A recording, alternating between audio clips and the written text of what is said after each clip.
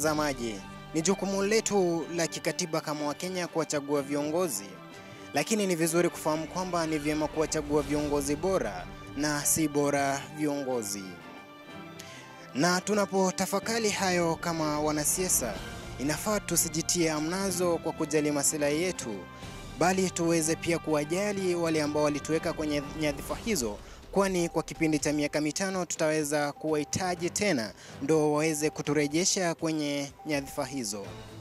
Huu ni Mwanga wa Pekuzi TV. Ujambo na karibu, ikiwa kuna mengi tuliokuandalia, lakini kabla ya yote hayo, kwanza tupate yaliyomo.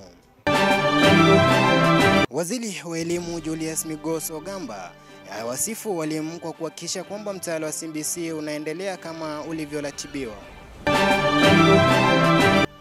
Nacho chama cha ODM cha sherekea miaka 20 tangu kilipozinduliwa.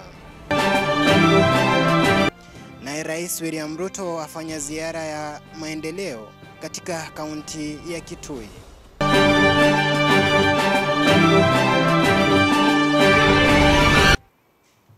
Ujambo na karibu, mimi ni Morris Mogera.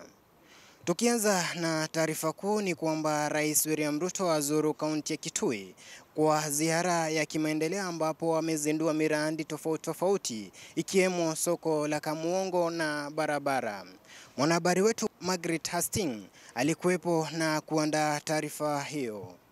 Mimi vile nimekuja hapa kwa sababu ya mambo ya hati miliki ama title deeds. Akihutubia umati wa wananchi katika kaunti ya Kitui, rais amesema kuwa serikali yake imejipanga kutekeleza miradi mikubwa ya maendeleo itakayoboresha maisha ya wakazi wa eneo hilo. Rais amebainisha kuwa masoko 11 yatakayogharimu mamilioni ya fedha yatakapokamilika yataleta ajira na kuongeza mapato ya wananchi. Miongoni mwa masoko hayo ni soko la Mwingi litakalogharimu shilingi milioni 300. Vilevile pia rais amesema kuwa serikali imetenga shilingi bilioni 15 kwa ajili ya ujenzi wa nyumba za bei nafuu, hatua itakayosaidia wakazi wengi kupata makazi bora na ya gharama nafuu. Isitoshe, rais amewahakikishia wakazi wa Kitui kwamba serikali imekamilisha utoaji wa hati miliki za mashamba kufuatia malalamiko ya muda mrefu kuhusu migogoro ya umiliki wa ardhi. Title deed ndio inafanya umilikaji wa mwananchi iwe sahihi. Na sababu hiyo mimi leo nimefika hapa na title deeds 15,000 ya wananchi wa hapa. Na utachukua title deed yako na hakuna kuulizwa pesa yoyote. Wewe unashika title deed yako, unahama naye, unaenda nyumbani. Kwa sasa wakazi katika kaunti ya Kitui wanasubiri kuona iwapo miradi hiyo itatekelezwa ama itasalia kuwa ahadi hewa. Nikiripotia runinga ya Pekuzi kutoka kaunti ya Kitui, jina langu ni Hastings Ayera. Kwingineko ni kwamba chama cha ODM kimefanya hafla ya kusherekea miaka 20 tangu kilipozinduliwa katika kaunti ya Mombasa, ambapo pia kimeweza kumuidhinisha ambaye ni seneta wa kaunti ya Siaya Oburu Oginga kama mwenyekiti wa chama hicho. Mwanahabari wetu Innocent Musungu alikuwepo na kuiandaa taarifa hiyo. Chama cha ODM kimeandaa kongamano la kuadhimisha miaka 20 ya kuwepo kama chama kikuu sana cha kisiasa nchini Kenya. Mkutano huu ambao uliandaliwa kwa minajili ya kusherehekea demokrasia, amani pamoja na umoja na vilevile maendeleo yaliyoafikiwa na viongozi wa chama hiki, akiwemo mtangulizi hayati Raila Amolo Odinga, uliandaliwa katika kaunti ya Mombasa. Viongozi pamoja na washirika wa ODM wapatao 10,000 walijumuika kwa pamoja kutoka jiji la Nairobi hadi Mombasa kwa safari iliyochukua takriban masaa 5 kutumia treni ya SGR. Mkutano huo uliwaleta pamoja viongozi mbalimbali, huku azimio la mkutano huo pia likiwa kuhimiza umoja, mshikamano na vilevile utendakazi wa chama cha ODM, hususan taifa linapoelekea debeni mwaka 2027. Gladys Wanga, gavana wa kaunti ya Homa Bay, Edwin Sifuna, seneta wa Nairobi, wametoa wito kwa wenzao kushikilia msimamo wao dhabiti chamani na kuepukana na siasa zisizokuwa za kimsingi na vilevile za chuki, na badala yake kuchochea umoja, amani na maendeleo kwa wananchi. As we celebrate 20 years of ODM, I would like to commit as the chairperson that we will never let down our late party leader. We will protect his legacy. We will stand by the people. We will stand for the people, because ODM is a movement that has been built to move forward the people and to speak for the voiceless and the most vulnerable. Wakati huo pia chungwa lilionekana kuwa tamu kwa baadhi ya viongozi ambao wametwikwa nyadhifa mseto ndani ya chama cha ODM, akiwemo Oburu Oginga kama mwenyekiti wa chama hicho cha ODM. I, Dr. Oburu Oginga, swear by the Almighty God that I will at all times uphold the values and principles of the Orange Democratic Movement Party Constitution, the Constitution of Kenya, the rule of law, and the administration of justice, that without fear or favor, and truly discharge my duties as party leader of the Orange Democratic Movement Party, so help me God. Aidha, viongozi wa chama cha ODM katika kaunti ya Mombasa wametoa wito kwa wakaazi wa eneo hilo kukumbatia utamu wa chungwa ili kuelekea umoja, ushirikiano pamoja na uimarishaji wa chama hicho kuelekea uchaguzi mkuu ujao wa mwaka 2027. Nikiripotia Pekuzi TV kutoka kaunti ya Mombasa, mimi ni Vincent Musungu. Na mtazamaji, utaniruhusu nichukue pumziko fupi na nitakuwa narejea kukufahamisha na kukujuza mengi ambayo tumewaandalia kama wanapekuzi.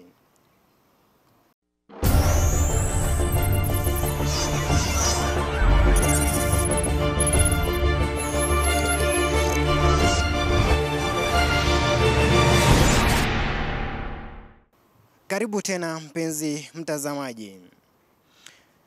Ukame ni jambo moja ambalo limeshuhudiwa Kenya, hasa katika kaunti ambazo zinapatikana kaskazini mwa mashariki mwa Kenya. Mwanahabari wetu Lucy Adhiambo alizuru maeneo hayo na kufanya mkusanyiko wa taarifa ambazo anatueleza kwa kina.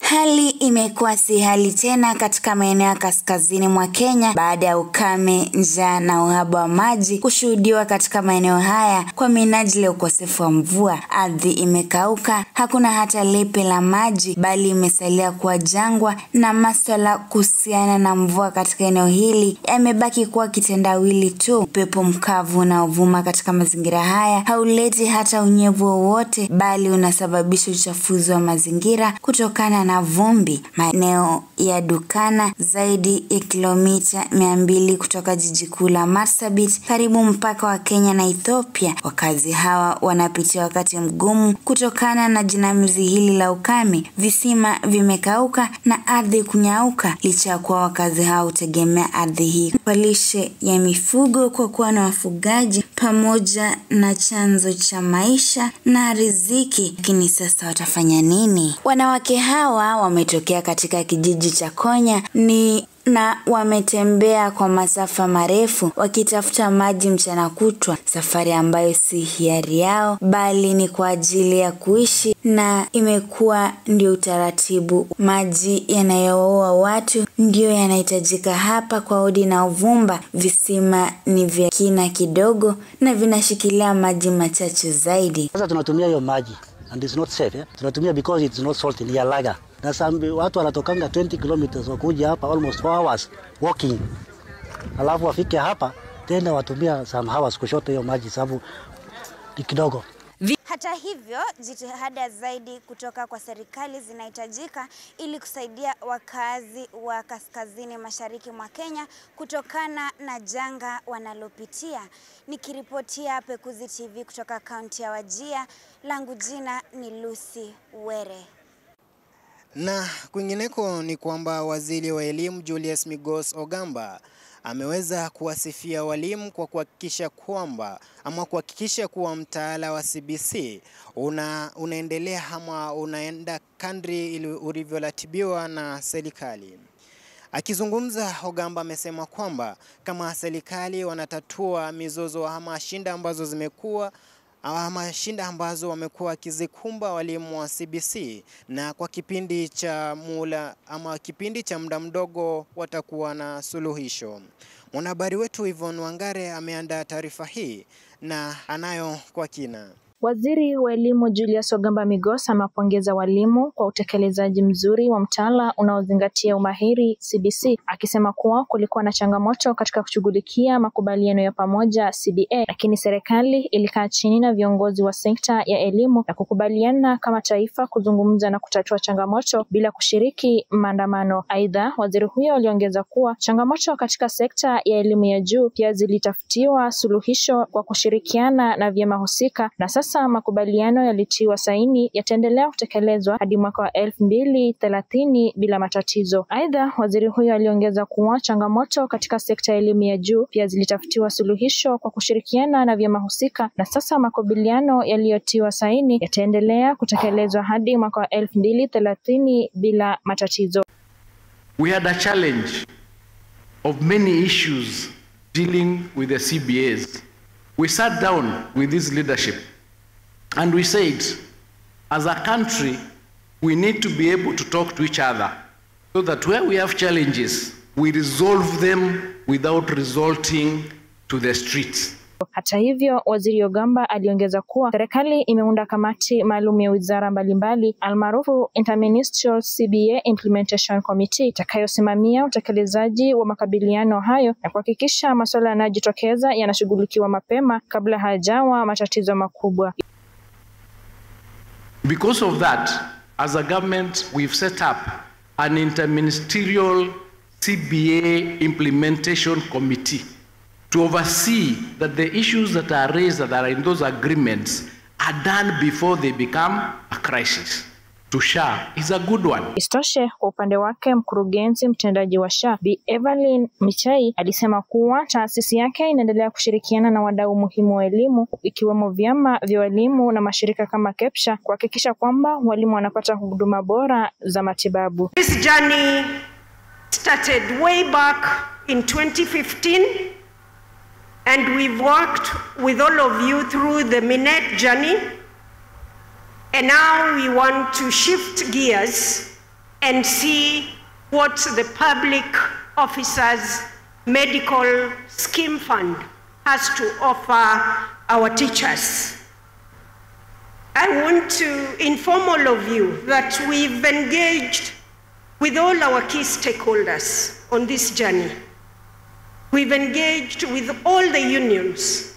We've engaged with all the teacher associations, including KEPSHA. Na hii ni ishara kwamba serikali pamoja na Wizara ya Elimu inashirikiana kuhakikisha kwamba mtaala wa CBC unafanikishwa, walimu wanazingatiwa ipasavyo na wanafunzi wanapata elimu bora. Nikiripotia runinga Pekuzi, jina langu ni Yvonne Wangare. Na kufikia hapo, mpenzi mtazamaji, sina la ziada ila kufika tamati mwa habari za Pekuzi TV Kenya, ambapo tunakujuza, tunakuelimisha, tunakufunza yote ambayo unafaa kuyajua. Zindi kutufuatilia katika mitandao yetu ya kijamii ya Pekuzi TV Kenya, na utakuwa unayapata haya na mengine mengi. Nimekuwa kwa msomaji Morris Mogera, hadi wakati mwingine, shukran.